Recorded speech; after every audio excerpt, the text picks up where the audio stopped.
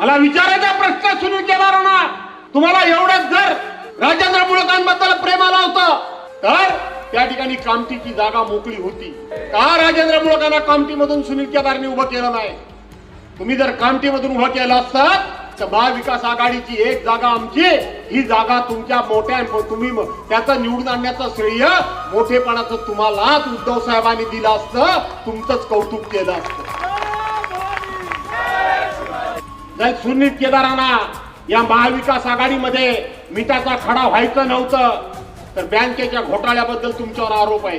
त्यांचे 5 वर्ष का 6 वर्षाकरता त्यांना निवडणूक लढता येणार नाही, भ्रष्टाचार केला म्हणून. खरं आहे का खोटं आहे? किती कोटीचा केला, आता किती कोटीवर गेलाय?